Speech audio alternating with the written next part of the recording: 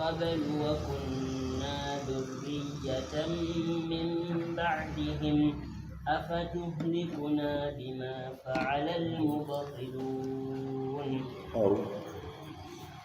أو تقولوا إنما أشرك آباؤنا من قبل وكنا ذرية من بعدهم أفتهلكنا بما فعل المبطلون وكذلك نفصل الآيات ولعلهم يرجعون. أعوذ بالله من الشيطان الرجيم. بسم الله الرحمن الرحيم. الحمد لله رب العالمين والصلاة والسلام على سيد الأنبياء والمرسلين نبينا محمد وعلى آله وصحبه أجمعين ومن تبعهم بإحسان إلى يوم الدين. إن جنگي مدقها آية الله سنيدوي وإذ أخذ ربك من بني آدم من ظهورهم ذرياتهم ولو سفتن أن محمد دقا جومرا وما هو إنو الكوال حبيب آدم دقا باب مكة ذريات مكة أردنا نوبينو الله سنيدو ورتنينو يمبقو بنا متر بنيكو بنا زرع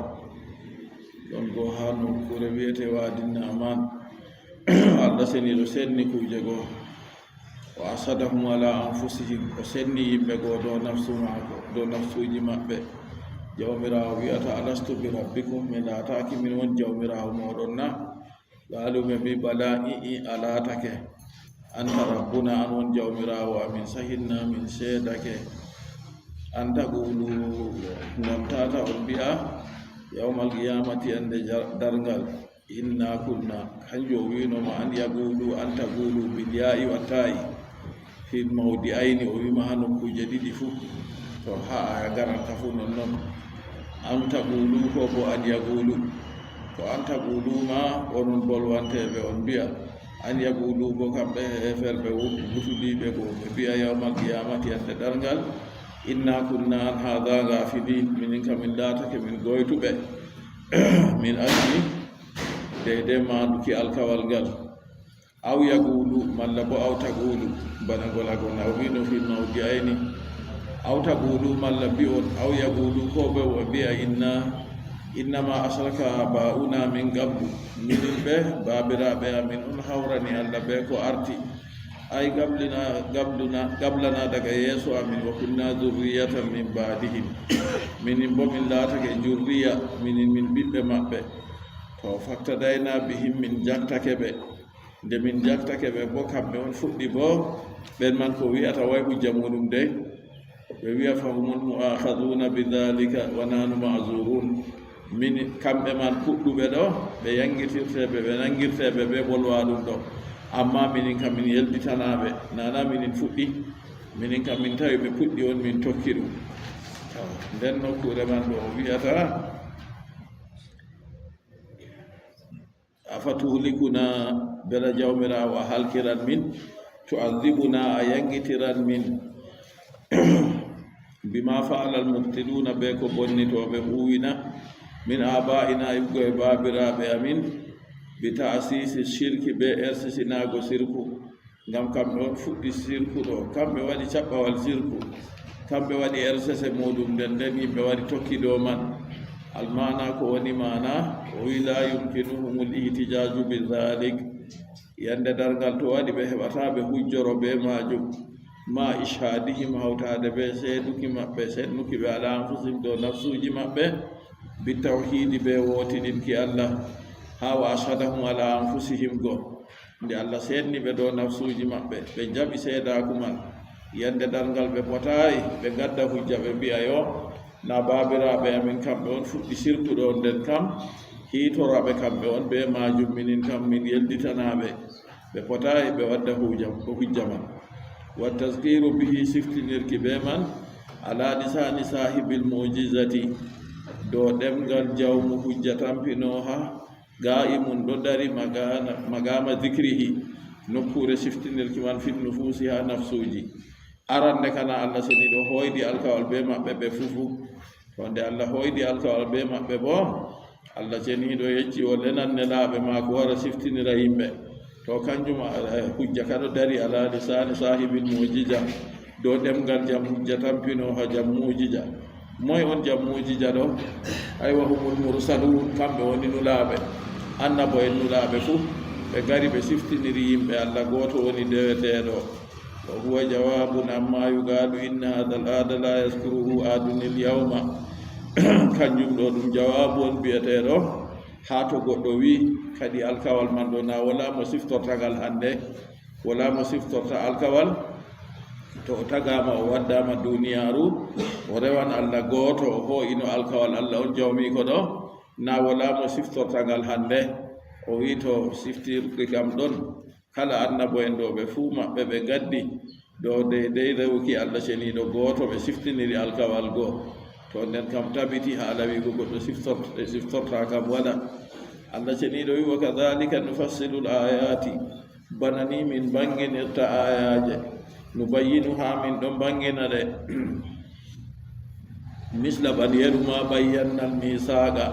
no min wanginiri alkawal ngal min hoo'idi be ɓiɓɓe adama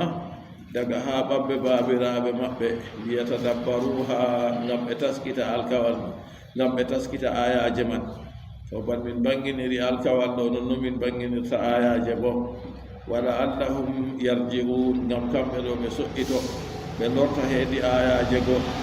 to nini ɓe siftori alkawal ngal ɓe ko ino goo an kufrihim yaake nden ɓe accina keferaku maɓɓe kadi wala allahum yarji'una arfun ala ma qaddarahu lmufassiru o wi kanjum man ɗo arfitama kadi ha deydey ko tafsirowo artiri ɗo o kanjum ayaje ɗo Allah seniɗo waɗi ɓanginiɗe ɓanno wanginiɗe alkawal ngam ɓe taskita ɗe to ɓe taskiti ayaje goo ɓe siftoran alkawal ngal ɓe hoydino ɓe Allah nden kamɓe loran kadi ɓe acca keferaku ɓe ndewa Allah seniɗo gooto arɗon daga nane ma ayaje qur'anu to wari fuu goɗɗo yiyan deydey waaju ko Allah waajori yimɓe be man waaju man ɗo goɗɗo heɓata waaju ngongu feere ko nandata be maagu ma sakko wayyo haa o nuwa ɓura ɗum kam haa ɗo jawmu hasiya ɗo o wi fa'idatun hasana daren ma jawmu hasiya ɗo ko o wi fa'idatun hasana o wi woodi fa'ida mbootka haa o fayde kadi miɗo fayda maaga laarugo a wadda den o fi fa'idatun hasana fa'ida borga zakara al-qutbu sharani fi risalatin sarani o wolwi ɗum ha deftere sammaha o inni nde al-qawaid al-kasfiyati fi sifati al-ilahiyya ni o inni deftere maako man o wi ɗum darange ɓuccuki heɗitindinoje ɗe deweteɗo kad zakara al-ulama'u fi qawlihi ta'ala haqiqa modibɓe bolwi ha konngol Allah ɓangiɗo wa iz akhadha rabbuka min bani adama min zuhurihim dhurriyatihim waskur innu siftor iz akhadha rabbuka wakkati jawma ho'i min bani adama iggoye ɓiɓɓe adama min juhurihim iggoye ɓabɓe maɓɓe dhurriyatihim jurriyaji maɓɓe al aya ha jararagare aya kan o wi ha ɗo woodi fa'ida isnai asara su'alan o wi woodi ƴamɗe 12 waɗi ɗon ونحن نوردها عليك مع الجواب عنها بما فتح الله به kadi jamde man 12 fu min ɗo gadda ɗe min jolnade dowma hawtade bo be jaabago heedi jamde man be ko Allah seniɗo omtinta min maɓɓitinta min har ɗon o wi al awalu arande kam jamol man ayna mawdi'u akhdillahi ta'ala hadha al ahda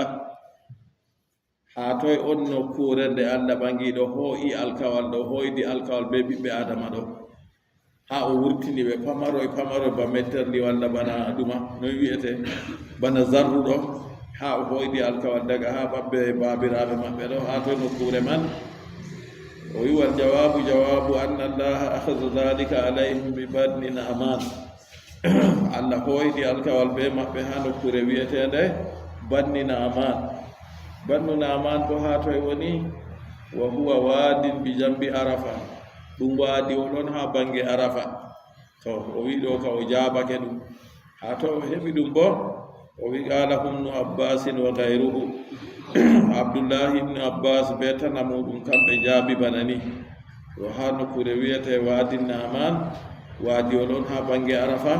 do donon Allah senido wurtini ha bawo annabi adama bikkon mudum tanirabe janirabe hayahi daga mo dayata arandejo hayahi danyetedo ragare der bibbe mako be fufu be wurtinama min be ma be o yafu en don ton kadi to den hoydi alkawal be Allah kala mo giida wari duniyaaru do fu a anda hoydi alkawal be Allah to wari duniyaaru do rewan Allah o do girri Allah on jawmi ko do den Allah luttimo tagugo ngam to jabayno ni o rata der tagetebe qala ibn Abbas wa ghayruhu hanu kure wiyete wadin naman wa qala badu yo gama be bi kai akhjahu bi sarandib min ardil indi hanu kure wiyete de sarandib ha leddi hiddi leddi india ha ton on Allah seni do ho idi alkawal do be bibbe adama fufu ha to sarandib do dum no kure de wa huwa al mawdi'u alladhi habada adamu fihi min al janna dum no kure man on annabi adama jippori hermare daga de o ifti daga aljanna ha no kure man o jippi e sanno dum sura al bagara nebi dubi noga o ngejjiti dum boyma tema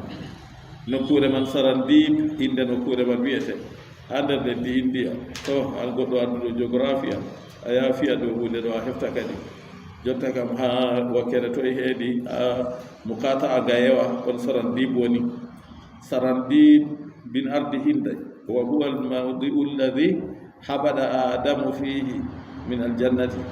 no kure de annabi adama jippino daga al janna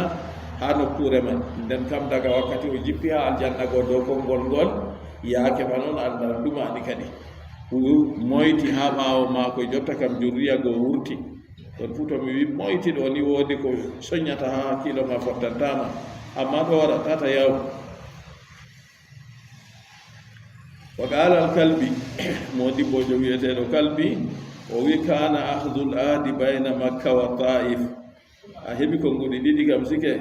ha wadi naman malla bo hasarandi on Allah seni do ho yal kawal do be bibbe adam kalbi bo wi kana akhdhul adi bayna makkah wa ta'if hoygo alkawal man do latake hakkunde makka be no kure wiyete de ta'if na wuro don anda go wiyete ko ta'if wa qala al imam ali ibn abi talib imam ali ibn abi talib radiyallahu anhu o wi kana akhjul adi fil janna kanko bo wi hoygo alkawal man do daga ha al janna on wa kullu hadhihi al umur muhtamila kala fi jidi fudi eftinoji den ka en kebino kuje nay fere ha modi be wi ha Allah seni do hoydi alkawal be bibbe adama kanko non jawmirawo be dewan mo kanko tan wala yadurruna al-jahlu bil makani ba'da sihhati al-i'tiqadi bi akhdhi al-adi torrata en dullugo no kure to en keptay ha no kure nde on Allah seni do hoydi alkawal be bibbe adama do dum torrata en to nini lati en do habbi ha berde meden fakat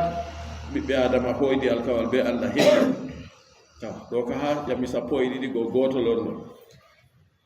asani didabol kayfa istakhrajahum min zahrihi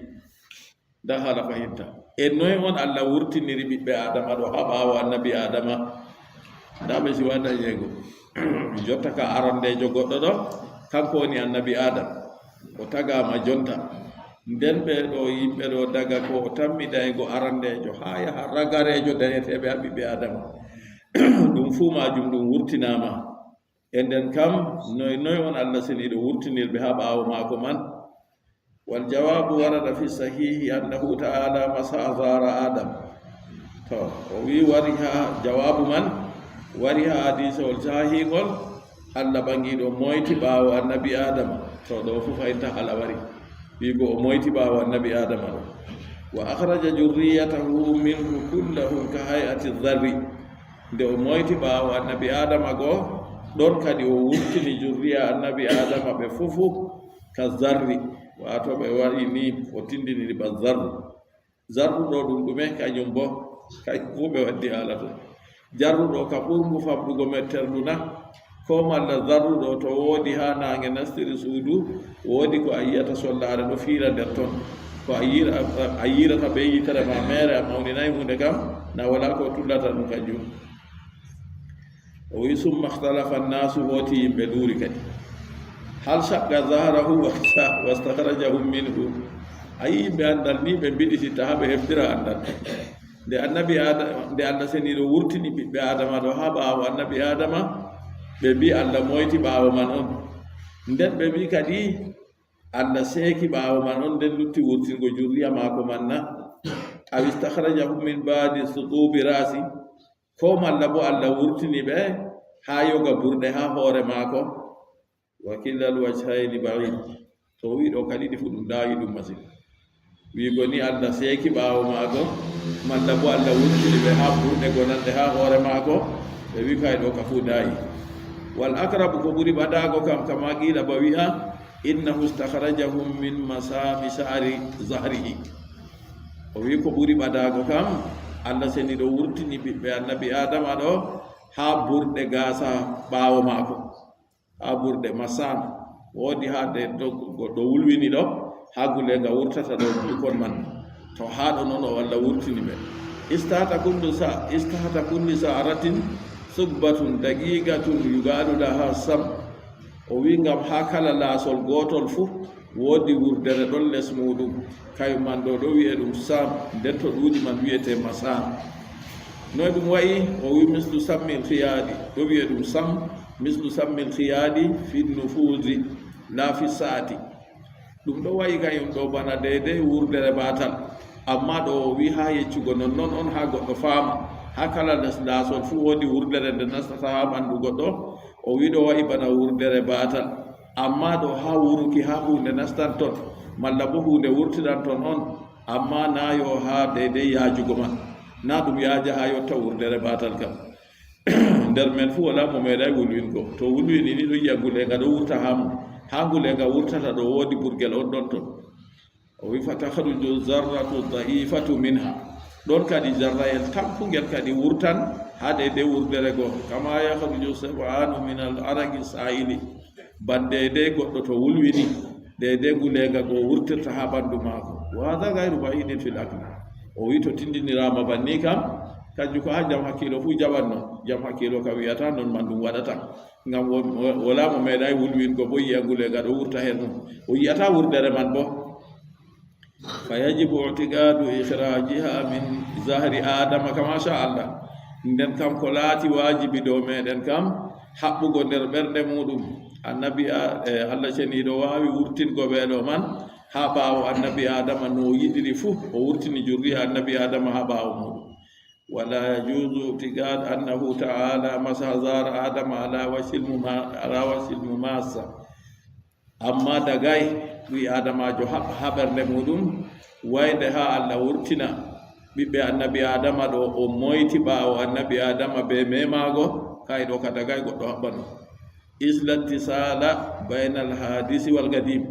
ngam sonotirki wala hakkunde puɗɗuɗo be geno allah kam o geno wala wakkati gaja o fuɗɗi amma adama annabi adama kanko kana o fuɗɗama wala no laatiro jotta kam o wi sonotira banni man ɗo ha goɗɗo wi'a o moytimo man ɗo o mewimo be jungo maako to ɗo ka wi islattisala bayna al hadisi wal gadim to ɗo bo jamol ɗiɗaɓol o jaabi asalisu jamol tataɓol kayfa ajabuhu ta'ala jotta ka noy on ɓiɓɓe annabi adama ɗo jaabori allah bala non fi woni halka anu ahya o gala ngam nde ɓe jaabi man ɗo bala ɓe wi na en jangino alastu bi rabbikum qalu bala to nde ɓe jaabi ɓe wi bala man ɗo noy on ɓe jaabori be kalimawol ngol halka anu ahya o gala kadi yaake man no welatake ɓe yetɓe ɓe ɗo mari hakkilo na am ajabuhu bi lisanil hali ko malla bo ɓe jaabake mo be ɗemgal yaake on ɓe wi lisanul haali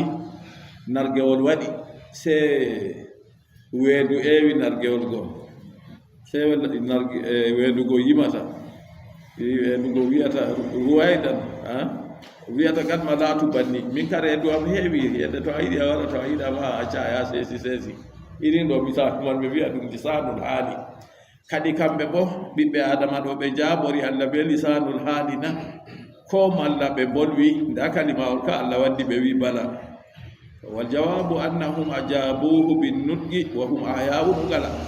ko woni jawabu man ɗo ɓiɓɓe adama man ɓe jaɓake allah be wolwinde ni yaake man ɗo ɓe yeɗɓe ɓe marɓe hakkilo isla yastahilu fil akli ngam noon man ɗo riwata ha hakkilo nde allah seniɗo wi noon ɓe laata ɓe yeɗɓe ɓe laata ɓe mari hakkilo ha jarrahorɓe may peeto e goni non man ɗo ɓe laata ɓe marɓe hakkilo ɓe yeɗɓe na hakkilo riwata non man ɗo goɗɗo jaɓan anna allaha yutihimul hayata wal akla wal nutqa ma sigarihim goɗɗo nuɗɗinan kadi allah seniɗo hokki ɓe ngendam ɓe hakkilo e non noon wolde bo hawtade ɓe famɗuki maɓɓe man ni fa inna bihara qudratihi taala wasi'a andu maaje moƴƴe allah seniɗo maaje bawɗe allah seniɗo ɗe peesiɗe wa gayatu usina fi kulli masalatin an tusbita al jawaz o wi kempe nanɗe meɗen enen ha kala masala fu se en tabbitina jawabu ɗo nonno ɗum woni wa nakila ilma kayfiyatiha ila llahi taala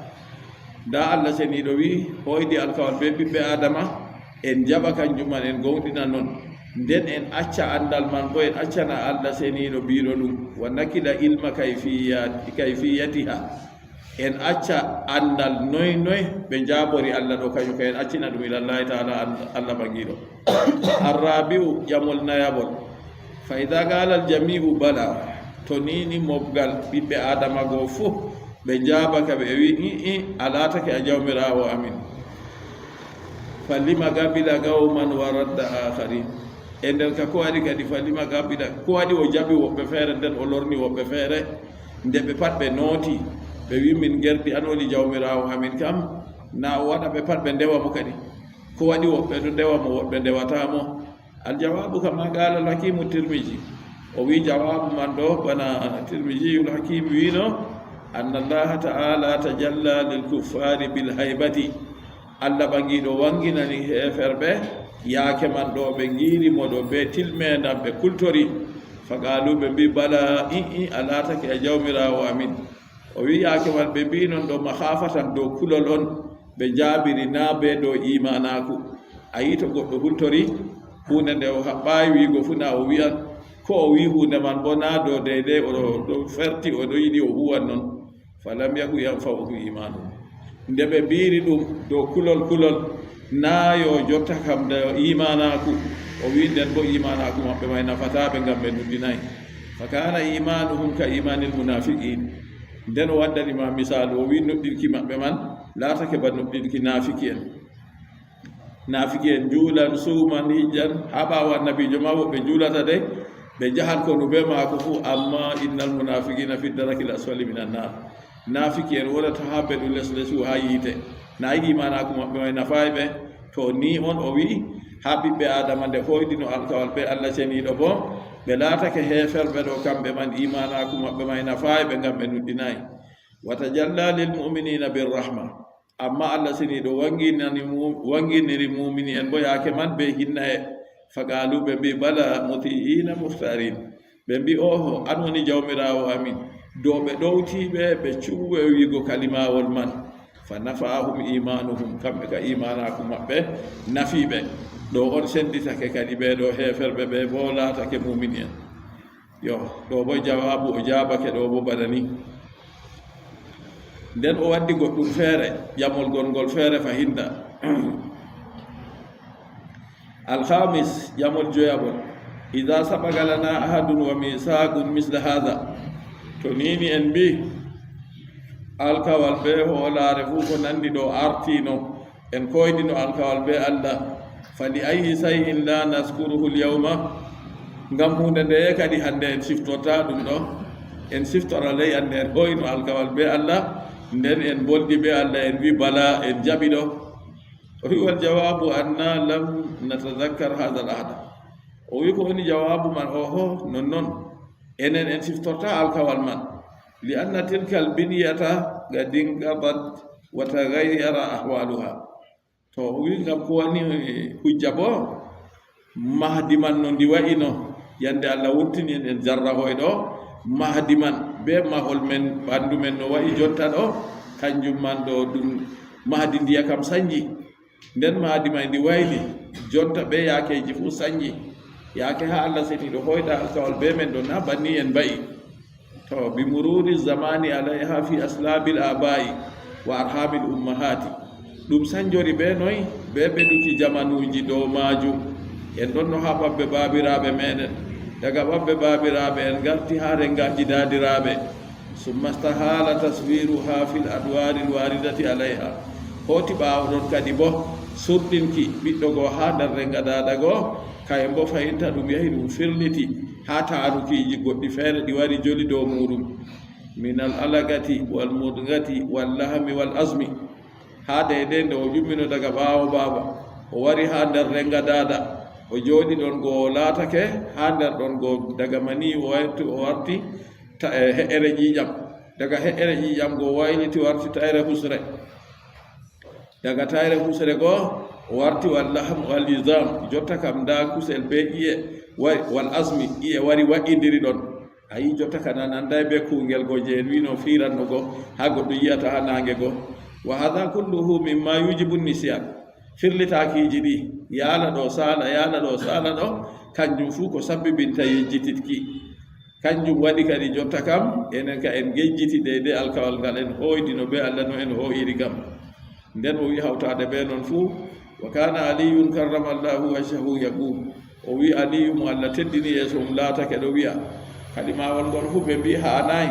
wiigo aliyu karramallahu wajhahu ɗo ngam to na noon kam aboubacry ɗon ɓe mbiyayi ɗum noon umar ɗon ɓe mbiyayi ɗum noon usman ɗon ɓe mbiyayi ɗum noon ko waɗi aliyu kanko ka ɓe wi karramallahu wajha ɓe wi handayi ɗo fuu ɗum townugo mo ha sendira ɓurna sahaba en o wi wa kana aliyu karramallahu wajhahu yaqulu ɗo wiya inni la askuru l ahada alladi ahida ilayya rabbi aliyu bnu abi talib radiallahu anhu o wi min kam miɗo siftora alkawal ngal jawmirawo am alkininoyam ɗo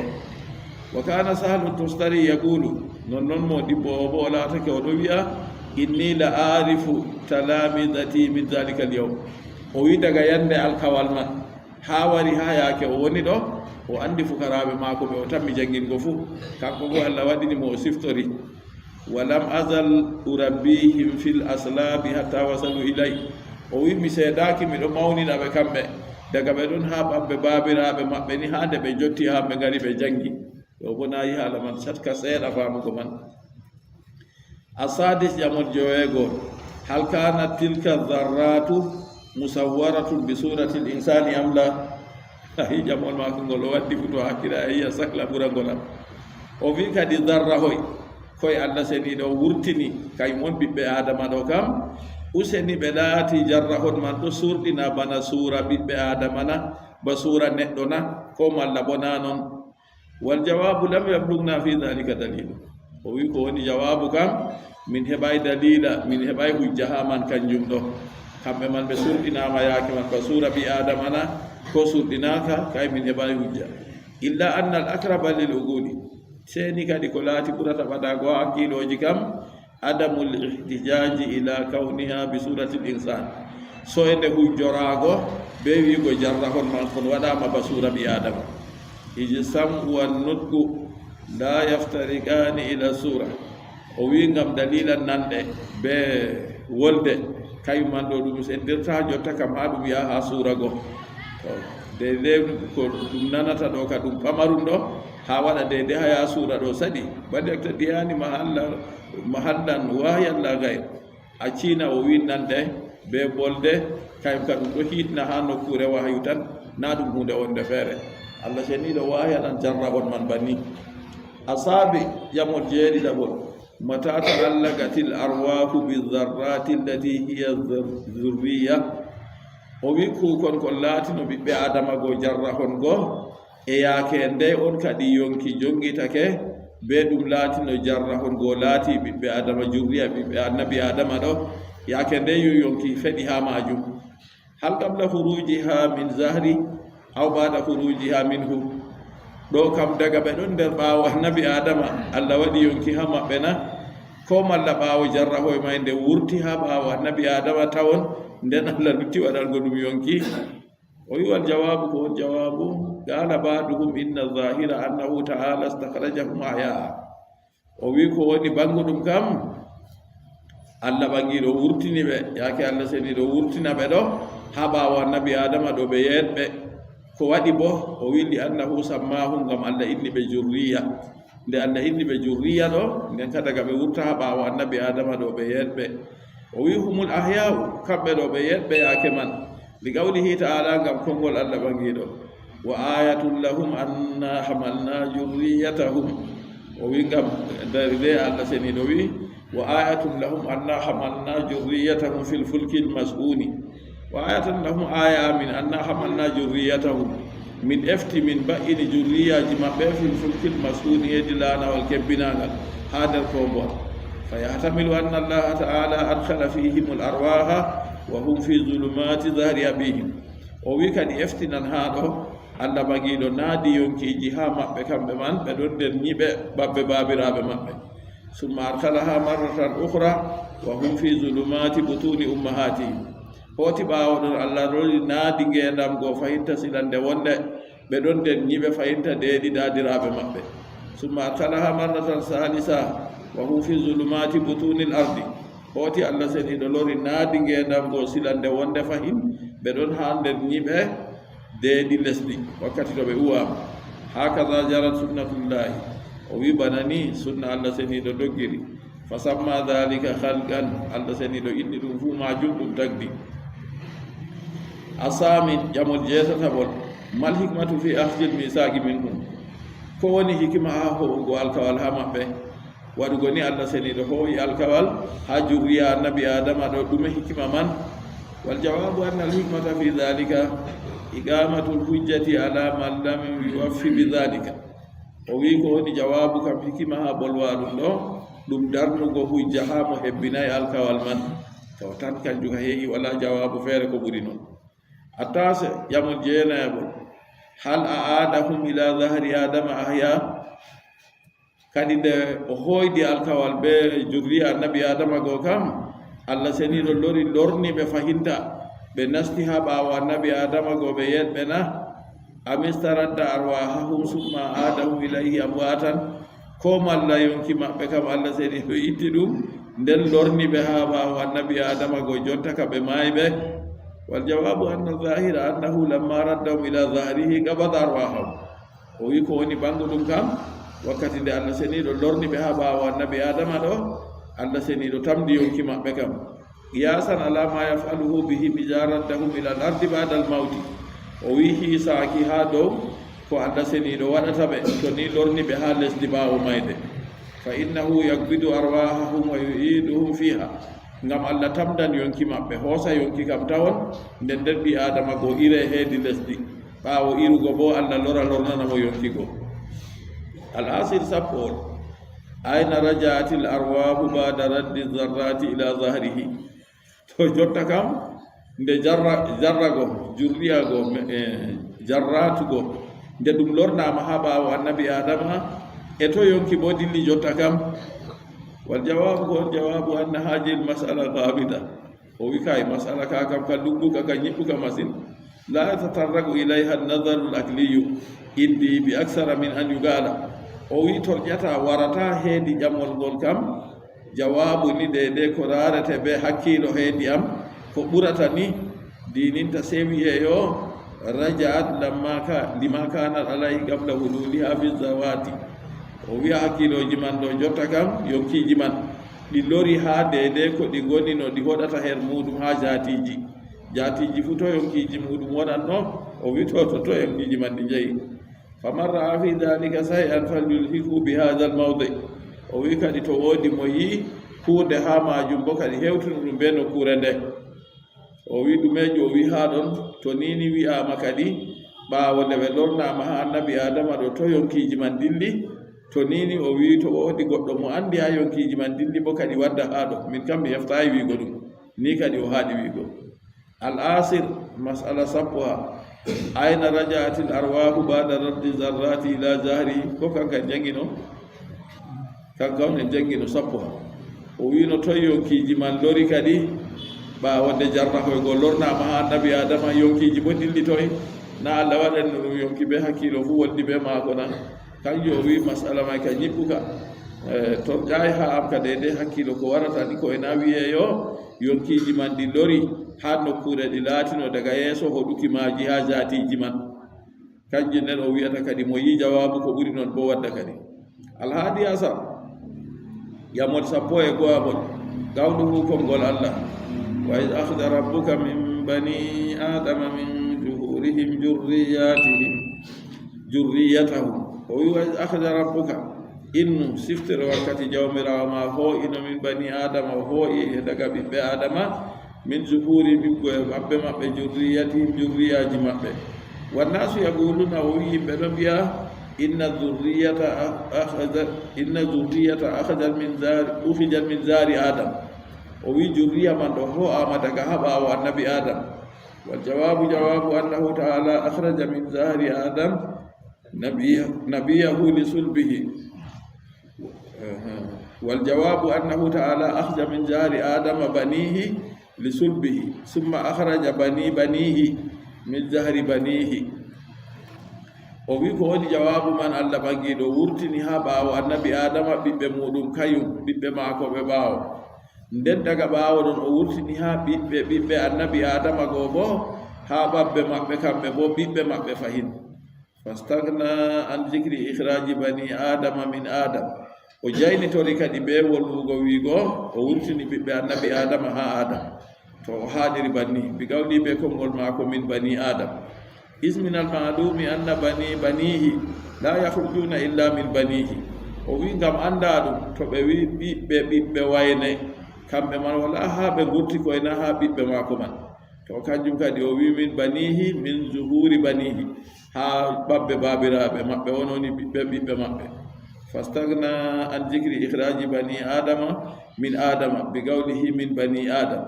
o jaynitori kadi ɓe wolugo jotta kam o acci wiigo wurtirki ɓiɓɓe adama ha adam ɓe konngol maako min bani adama o wi daga ɓiɓɓe adama tan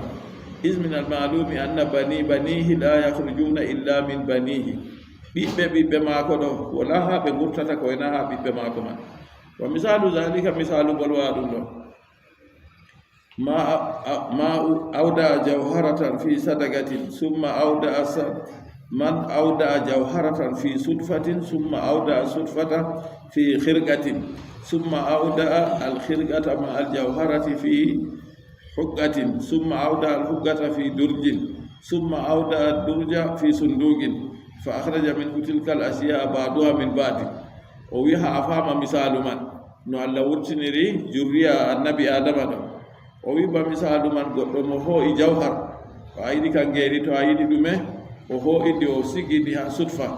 to haawa jawujo summa akhraja sutfata nden sutfa go kayum bo fayin o hoosi o sigi ɗum fi hirgati nder leppol o hoosi jotta ka a hoo'i hunde a waɗi nder akotiyel pamarel a saawi nden akotiyel go a hoo'i ngel kangel bo fayinta a saawi ngel ha leppol summa awda al hirgata ma al jawharati fi huggatin hooti jotta ka leppol be jawhar go o hooyi ɗum kayen bo waɗi nder battaru a waɗi ɗum nder gongowru wondu fayinta a maɓɓi summa awda al huggata fi durjin hooti battaru go o hooyi ɗum kayen bo o waati ɗum ha durju ha hunde nde nde ɓe gaɗata kuje ɓe siga ɗon to a yiɗi ha jotta ka a waɗi ha nder armoire ma ko toye a resi summa awda durja fi sundugin ɗon go kuugel je waɗi no bana akotiyel pamarel o waɗi ton go o hooyi ɗum kanjum bo o waɗi ɗum nder akotiru mawndu fayin fa akhraja minhu tilka al asiya ba'duha min ba'di to waɗi ha o wurtina ɗo kana se o wurtina ha ɗo o wurtina ha ɗo o wurtina ha ɗo ha yotta jawhar go o wurtina ɗum o wi to nda banni ɓiɓɓe annabi adama man allah seni ɗo wurtini jurriya man ha ɓawa maako summa akhraja al jami'a min as-sunduqi hoti o wurtini mobgal go pat daga sunduqi daga akoti fa zala tanaquda fihi o wi to o wi banni ɗo wala fistotirki sam ɗum haala laabka bana ni allah seni ɗo wurtiniri ɓiɓɓe annabi adama bo jurriya annabi adama o wurtini daga ɓaawo maako ɓen man wurtinaɓe ha ɓaawo maako ɗo bo ha ɓabbe muɗum wurtina ɓeya ban bo kayum bo ha ɓabbe muɗum wurtina bana ni seeɗa ha yehi ragare mo tammi dañego ha yimɓe fufu asani asara masala 11 kanka ono wino ɗi 11 no fi ayi makanin awda kitabal ahdi wal misaqi o wi ha nokkure ndeye kadi allah resi ɗerewol alkawal go wal jawabu qad jaa fil hadisi o wi ko on jawabu wari ha hadise on annahu muda'un fi batini lhajari l aswadi o wi jotta kam alkawal man ko winda ɗerewol man ɗo ɗum ɗo siga ha nder cuuɗi ɗum hajarul aswad hajarul aswadi hayre ɓalere to deyde en jahi hijjugo ko woni go alɗum ɗo nde en memata ɗo o wi ɗum ɗo siga kañum man ha nder maɗe baɗinil hajaril aswadi ha cuuɗi ɗum hajarul aswad wa anna lil hajaril aswadi aynayni wa faman wa lisana hajarul aswad ɗo kayre bo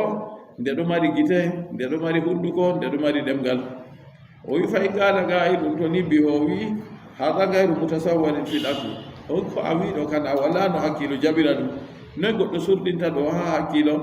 hajarul aswadi ɗo mari gite hunduko be ɗemgal fuu o wi fal jawabu anna kullama asra ala al aqli tasawwuruhu yakfina fihi l imanu bihi o wi andu kala ko saɗani hakkilo surɗinki ɗum annuma ha hakkilo noy hunde nde warata ni a tawa saɗi to jonta ka ɗo heƴi enenen ka en nuɗɗina ɗum en gonɗina ɗum tan warada ma'anahu wa raddi ma'anahu ila llahi ta'ala nden mana man no ɗum wayi kanju ka en lorna en accana ɗum allah ceniɗo intaha mulakhasan o wi ɗo ma o rammini haala man dey o wi haala man timmi ha ɗo rammina ɗum wallu alayhi واتل عليهم نبأ الذي آتيناه آياتنا فانسلخ منها فأتبعه الشيطان فكان من الغاوين ولو شئنا لرفعناه بها ولكنه أخلد إلى الأرض واتبع هواه فمثله كمثل الكلب إن تحمل عليه يلحث أو تتركه يلحث ذلك مثل القوم الذين كذبوا بآياتنا فاقصص القصص لعلهم يتفكرون قال الله جل وعلا واتل عليهم جنغدو مابbe ya muhammad an muhammad o janga do be en ay al yahuda jangudo mabbe khabar alladhi atainahu ayatina on mo min dokki dum ayaji amin fansalakha minha se o borti o wurtide kharaja bi kufrihi o wurtiri ha ayaji go be keferaku mako kama takhrujul hayyatu min jildiha banam bodi wurtirta heedi laral mudum en duya bodi do borta laral mudum acca wurta do na wala ko luttata takadi kanko bo o wurti ha ayaji man kam fo wala ko luttita kimo o hentori be keferaku dum moy wa huwa kanko woni bal'am ibnu ba'ura yimɓeji banno wiyata inde maako ɗo na noon bal'am inde maako to haydi a janga bindi koɗi balgama wala ko yaadi am na balgama bal'am on ɓe ayni on naga fo to bal'am ibnu ba'ura ɗum yahudajo min ulama'i bani israila nder modiɓɓe yahuda en su'ila o ƴamama andiyat ɓuwa ala musa o do'ana annabi musa do a kalluka to a yida fulanun ala fulani to wari be ala be ayni laamu yaɗo wato do aman sarru to da li fulani be laamu boɗo bo do aman ka khairu yahuda en kawti ɓe ƴamimo ɓe torimo ɓe wimo andiyat ɗuwa ala musa o do'a do a kalluka do annabi musa wakkande ɗo yoɗira ɓe ha dina wa udiya ilayhi shay'un o hokkama hunde bo ngenaari nden fa da'a o do'i kadi fangalaba alay do ago firliti warti do maako ɓe mbi arande kade ɓe ɗaɓɓitirimo do aman ɗo o winno o do orta do maako annabojo nulaaɗo ɓe wimo to jotta ka o waɗa groupe nde o waɗi go kay jawmirawo haɗi mo ɓe wi o lora o waɗani nde o waɗi jotta ka wala umrore wala haade ɓe wi yo jawmirawo jaɓi on nden ka waɗu do ɓe dokkimo ngenaari hakkilde ɓe o kama ngenaari a waɗa hunde feere ɗo toye siroɓe heedi ngenaari jaɓa ngenaari siira goɗɗo waɗa goɗɗo ni yande janngo no a wiyata jawma goɗɗo wino wayyo kanko o sirowo aɗo mayi bo ayma e wi goɗɗo de yahi hokkimo boro 200 aw sirana ɗum goɗɗo se o ñori jungo limse maako o wi cet koye ma boro 200 ɗo jungel am ɗo ngel ɗelmini yite ala ira ase to ɓuri temere ɗiɗi kadel mayna nasalullah salamata wal afiya siri ɗum keferaku allah wiyen wa ma kafara sulaiman walakinna sayatina kafaru yuallimuna annasa sihra annabi suleimanu hufrayi amma se kaka sayɗanuji on kufri ko keferakumaji bo ɗi laati ɗiɗo andina yimɓe sihiri yo ɗon man ɗo nden kam andinowo sihiri kefero nden ka sihirowo kefero wala se ko sam ɗum kadi jotta kam ɓe ɗaɓɓitirimo ɓe wiyata jotta kam o do'a do'a kalluka do annabi moussa wanɗo ƴowniraɓe ha dina dey wa udiya ilayhi sayun o hokkama hunde bo fa da'a fa galaba alayhi nde o do'i go se do agol lorti do maako do a kalluka go ha jonta wakkati o do'i man ni wandala lisanuhu ala sadri se ɓe yiɗi ɗemgal maako lifi ha wari waali do wiɓɓere maako ɗemgal maako lifi wurti ha wari waali do wiɓɓere maako ɓe ɗo giya jonta nden o tuubu no le kay tuubu waɗaki o wi jonta ka sarri waɗi se en ɗaɓɓitano en jamboraɓe on kadi o hayinta ɓurɗa kalluɗo fuu banni ko o yi hallede heɓi mo ɗo o habda jotta kam no o jambira oya to kadi kanjum o wi waddu alayhim arfu ɗum arfitaki ha dow qissa salika o wi ha wasalhum go ha dede qissa salino go on o waddi qissa ka bo dow majum fahin ayatina ay wa hiya ulumul kutubi gadima kanko man ɗo min dokkimo ande defte gene defte kiiɗɗe wa marifatul ismil azam non min hokkimo andal bo anduki inde allah ɓurde mawnugo faka anu yad'u bihi o laati oɗo doworo be maare hayso sha nokkure o yiɗi fuu fa yahsudu bi aynihi nden o gasa kanko man o waɗa ɓe ɗeɗe ko o yiɗi ko o mari haaje hunde man waɗa ha nokkure o yiɗi yaago fuu to o doori be maare o yahan ɗon wa kana yara al arsa wa huwa jalisun makana o laati o torda allah be inde muɗum azam go o yiya al arsi oɗo jooɗi ha nokku maako wa kana fi majlisi isna asara alfu mihbara laatake ɗon ha majlisa maako ha nokkure o janginta paali dawa ujune 12 to lil mutaallimina ngam jangoɓe alladina yaktubuna anhu ɓe bindata daga to maako ɓe tawi o woodi andal ɓe ɗo taarimo banni wa hasilu qissati ala ma dakarahu ibnu abbasin wa gayruhu gasɗum qissa maako kanko balam ibnu bahura ha dede ko abdoullahi ibnu abbas betana muɗum wonwi ɓe mbi anna moussa alayhi salamu lamma gasata qitalal jabbarin annabi moussa mo jam allah tabitani wakkati nde o muuyi jotta kam o haɓan be jabbarin ko en wa nasala ardal kan'aniyin min ardi sam o jippo e ha lesdi yimɓe kan'ana ha leddi sam yaake man kadi ata bal'amu ilayhi wa kana indahu l'ismul azam se bal'am go wari ha maako ibnu ba'ura go o yehi ha annabi moussa o woodi inde allah mawnde bo to o tordi allah be maare ni allah jaaboto fagaɗu se ɓe mbiyata mo inna moussa rajulun hadidun wa ma'ahu juddun kasir ɓe wiyata annabi moussa ɗo ɗum goɗɗo caatuɗo oɗo wondi bo ɓe lawale ɗuɗɗe ɓe kaɓoɓe ɗuɗɓe masine o wardi ɓe mum wa innahu jaa yukhrijuna min biladina wa yaktuluna wa yuhalliha li bani israil o wari jonta ɗo haaje maako ɗo o wurtinan en ha lesdi meɗen ndi o mbaran en nden o ferwira lesdi goo jotta ka o accinani bani israila ha kamɓe wonɓe gara ɓe jafta en lesdi meɗen wa anta rajulun mujabu da'wa nda an bo a goɗɗo jaaba do'ajo fahruj fad'ullaha an yaruddahum anna komin mari haaje jotta kam an bal'am wurtu a tora allah seniɗo lornamo o acca en faqala sey bal'am go wiyata ɓe waylakum nabiyullahi wa ma'ahu lmalaikatu walmu'minun o wiyata ɓe halakuye mon ko yurmede moɗon ɗum annabojo allah dey malaika en mumini en fuu ɗo gondi be maako fa kayfa ad'u alayhim wa ana alamu min allahi ma la ta'lamun no mi do'irta kadi do a kanduka dow maɓɓe min miɗo andi ha allah bo hunde nde on anda wa inni in fa'altu dhahabat dunyaya wa akhirati min to mi huwi ɗum duniyaru am be alakhira am fuu dillan nden faraja'uhu wa alahu alay ɓe lori ɓe lortinimo ɓe weppini dow maako ɓe lortoni se o do'oni fagala wiyata ɓe to hatta uamira rabbi jotta kam ha mi huritina jawmirawo am ha mi waɗa istikhara taw wa kana la yad'u hatta yanzura ma yu'maru bihi fil manami o laatake o do'ata seeto o yi ko umrete ha ɗoygol maako tawon fa amara rabbahu fi du'ai alayhim fa amara rabbahu fi du'ai alayhim o umritini jawmirawo maako kadi heedi dogo do kalluka do annabi Musa en faqila lahu fil manami la tad'u alayhim o wiyama ha koyɗol maako tata dow do kalluka do maɓɓe faqala li qawmihi inni qad amartu rabbi o wiyata yimɓe maako min on mi umritake jawmirawo am wa inni nuhitu an ad'u alayhim mi haɗama bo mi do'a do kalluka ɗo dow maɓɓe fa ahadu ilayhi hadiyatan fa gabilaha to hakkil kadi se ɓe dokkimo dokke jotta kadi o jaɓiɗe waraja'uhu ɓe lorti be maako kadi bo ɓe wise o downi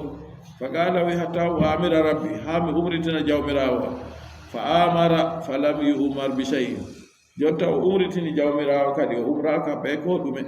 o wiyaka o do'a do'a kalluka goo o wiyaka tata o do'a fa qala o wiyata qad amartu rabbi fa lam yamurni bi shay'in mi umritini jawmirawo wala ko umri an ko ɗume fa qalu lahu ɓe mbiyatamo walaw kariha rabbuka an tad'uwa lanahaka kama nahaka fil marrati l ula ɓe mbi to jawmirawo ma wañino do'a maɗa man o haɗete bana o haɗinoma asilande arandere nde o haɗinoma asilande arandere ka konto ɓe jaɓino kadi falam yazalu yatadarrauna ilayhi ɓe seeɗay ɓe ɗo jankinanomo ni ɓe ɗo lorta wolda be maako ni hatta janaɗuhu faktana ha ɓe jotta ka ɓe henitiri mo o henitiri ɓe kalimawol maɓɓe o jaɓi o yardi jotta ka o do'an do a kalluka farakiba atanan lahu mutawajjihan ila jabalin yudli'uhu ala askari bani israila yugalu lahu husban nden jonta o wari o waɗi wamde maako atanan ɗo ɗum wamde rewre wiyete atan o waɗi wamde maako rewre o huusitini hoosere go to o yahi o waɗide kayre ni o jimtoto ha dow sangere kono annabi Musa hoosere man nde ɗo wiye husban falamma sara ala atanihi gayra bayidin rabadat nde o waɗi wamde maako go o yahi seeɗa nini da yahi samo wamde go seeɗa somi amde tampi fa nazala anha wa darabaha o jippi o acci wamde go o fiinde a yiija dalila dokke go jotta ka ɗum ha maako sike nde o fii wamde go faqaman farakibaha wamde go ummi o waɗide falam tasir bihi kasiran hatta rabadat fa darabaha o yamde go yahay be maako daayi ɗum kadi bo nde tampi nde ofi fayinɗa o lori o jippi o fiinde fayin wa hakaza mirano bannini cilatɗe to o fiinde fu nde ƴumma to o waɗine nde ha seɗɗani nde hofa fayin fa ajina allahu taala laha fil kalami fa antakaha lahu se allah dugani wamde maako go wolde wamde go nde wolwanimo jonta fa kallamathu hujjatan alayhi wamde go wolwanimo ha darna hujja dow maako fa galan wamde go wiyatamo way haka ya bal'am ayna tasab hala kuye wodanima al bal'am to a yiɗiyago ama taral malaikata amami tarudduni an wijhati an waci wamde go wiyatamo dey a yiyata malaika en ha yeeso am ɗo na ɓe ɗo lornam mi accina mi husitirde am way haka tasabu ila nabiyillahi wal mu'minina fatadu alayhim o wiyata hala kuye wodanima aɗo yaha ha annaboyjo allah be mumini en a yaha do a kalluka dow maɓɓe falam yejir to falam yanjis fa halla llahu sabilal atani o wi hawtade ɓe banni fo sulgilaki o tora o lori sam se allah accida tan wamde go jotta kam fantalagat hatta asrafa ala jabali husban o dindi ɓe wamde go ha o yahi o egake dow hoosere husban go fa jala yaɗu alayhim oɗo yiyaɓe kadi o fuɗɗi oɗo do'o kadi do a kalluka falam yaɗu bi sardin illa sarafa llahu bihi lisanahu ila qawmi o do'oraki be do a kalluka fuu koyena allah firlita ɗemgal maako do aman ɗo o do'ina kalluka man ɗo dow yimɓe maako on wala yaɗu bi hayrin li qawmihi illa sarafa llahu bihi lisanahu ila bani israil o do'anta yimɓe maako be do a mborka bo koyena allah seniɗo firlita ɗemgal maako man o do'ana ɗum bani israila annabi Musa be yimɓe mum fa qala lahu qawmu se yimɓe maako mbiyatamo ya balɗam atadri ma tasna ɓe wiyata useni an balɗam a andi ko aɗo huwa ɗo kam na innama tad'u lahum wa tad'u alayna aɗo do'ana ɓe kamɓe hayru nden nden addu'a sarru bo dow meɗen fayin fa qala wi hadha ma la amliku o wi ɗum ɗo mi fotayi martugo ko ɗuuti banni allah waɗi doole am sey mi do'ira banni man haja say'un qad jalaba llahu alayhi huunde on nde allah seniɗo jalni dow muɗum fandala lisanuhu fa waga ala sadri ɗon manni se ɗemgal maako ɗo fitan ɗemgal maako difi ha walli jottaka ha waali dow wiɓɓere maako fa qala lahum se o wiyata ɓe al ana gad dahaba minni dunia wal akhira o wi jonta kam masibo ka waɗi duniyaaru be l'akhira fu jonta kam mi heɓata ɗum timmi walam yabga illa al makru wal khadi'a wala ko lutti jonta ka se fewjere be esto jonta ka se e gaɗa dabare no torra hewtira ɓe anda ene noon gaɗi yo jonta nde o waɗi bannini o wi fasa amkuru lahum wa hasana mi tammi fewjangoɓe mi waɗat dabare no sarri yottira ɓe mi waɗan hiila bo dede no sarri yottira ɓe jonta kam enen ka wala dabare feere laarule anda haɗi mo ha o hirɗita o tuuba kam wala no ka wara o wiyata ihmalu nisaa wa zayyinuhunna wa atuhunna sila summa arsiluhunna ila askari bani israila yabi'inaha fihi to nanen ma boɗɗum kadi ha en anda ha toye jonta ka talla fuɗɗiri ha ɗiya masibo talla ka ko waddata goɗɗo feere wino noy yimɓe bonari tordemo on jabama tordemo on ibrahima waggina bi talla haɗi en jangde talla haɗi en laamu talla haɗi en andal to kuɗo talla ka fu dole yahaytullah to hakkil kadi jotta ka nanu ha talla ka fuɗɗiri jotta ka bal'am wiyata ɓe yo ihmadun nisaa wa zayyinuhunna waɗe ɓiɓɓe rewɓe moɗon on ndonda ɓe on pawna ɓe wa atuhunna siɗa hokkeɓe kuje sorreteɗe summa arsiluhunna ila askari bani israila yabi'inaha fihi nden ɓawo ɗon on lena ɓe jotta ka ɓe yaha sangere bani israila ɗo ɓe jaha ha nokkure man ɓe sorra kuje man ɗon wa muruhunna alla tamtani amratun nafsaha min rajulin rawadaha on umra rewɓe man bo to ɓe jahi ha sangere bani israila ha sangere annabi musa ɗo kala mo muuyi debbo man ha nafsu muɗum ha ɓe kallida fu ta debbo man haɗa ɗum fa innahu in zana rajulun bi wahidatin kufitumuhum to nini gorko gooto wari jeeniɗi ɓe debbo gooto nder ɓe on yerɓata ɗo ni to jotta ka sarri maɓɓe ka on he'ama jotta ka ɗa sarɗi on o wurtini fa faalu ɓe kuwi ɓe pawniroɓe goo ɓe ndoɗi ɓe jamɗuji jotta ka ɓe dilli ton goo falamma dakhala nisaul askara marrat imra'atun min alkan'aniyina ala rajulin min uzamai bani israil rewɓe goo nde ɓe dilli ɓe ay ɓe nasti ha pellel sangere goo debbo feere mo kan'ani ko en o yaari ɗo gorko feere goe mawɓe nder bani israila goo wa kana rasu sibdi sam'um ibnu yagub o laatake ka on mawɗo ha taniraɓe sam'un ɓi annabi yagub fa qama ila almar'ati wa akhadha bi yadiha hatta ajabahu jamalu se o ummi kanko go jontani se o nangi jungo debbo ɗon ko yi debbo go garol muɗum fottanimo summa aqbala biha hatta wagafa ala musa o hoo'i debbo go husitiri be muɗum ha waya o dari ɗo annabi musa wa qala o wiyata annabi musa yo inni azunnuka an taqula hadi haramun alayka na miɗo yikke an a wiyan oɗo ɗo haram ɗo ma qala annabi musa wimo ajal hiya haramun alayka la takrabha o wiya oho nonnoon bana a wi debbo ɗo haram ɗo ma tata ɓadamo qala o wi wallahi la nuti'uka o wi allah mi hunori min ɗowtantama summa dakhala biha qubbatahu fa waga alayha hoti o debbo go hoyri mo nastidi keymaru mako ɓe debbo go ɗon ɗo ɗo ukki ɗo debbo go a andi kadi ukkugo may ɗume o waɗi fa arsalallahu alayhim ta'una fil waqti ha de wakkati man ni se allah seni ɗo yofti ñaw bi'etengu atamu ñawɓe wiyanno gasinan ñaw man go jotta ka wari hippiɓe ɗon kadi a yi masibo ko oɗo wiyanno go fa halaka minhum 70,000 fi sa'atin min annahari dede yimɓe ujune 50 ɗo maayi ha dede wakkati e ɗiggo e ñalowma be sababu ɗo go ko waɗino bannigo yo ɗon kadi jotta kam allah seniɗo wiyata yeccuɗo maɓɓe naba habar allahi ataynahu ayatina momin dokki ɗum ayaji amin fansalaha minha o wurti her maaje banɓodi ɓortata accalaral muɗum fa atbahu saydanu tokkimo fa kana o laatake min alghawina nder halkuɓe fa atbahu saydanu ay fa adrakahu saydanu jokkitimo fasara garinahu saydanu laatake kurfiɗirawol maako ɓe ɗo siddotiri ɓe jaadan ɓe seedata fa kana se o laatake min alghawina nder halkuɓe yo derɗiraɓe julɓe hakkilera sarri kalimawol sarrata jaɓu wolugol ma sakko a huwagol sakko a wi'a do oran be magol non bo en hakkilana haala doggal ala dokke ɗo estata yimɓe ɓe o nanata siiroɓe waɗoɓe ɗume ɓe fuu maɓɓe jonta ko ɓe mari haaje ni haala dokkal ɗo dani allah seniɗo wolwi haala maako yo haala maako man timmayi kadi o jokka yeeso inchallah nasalullah salamata wal afia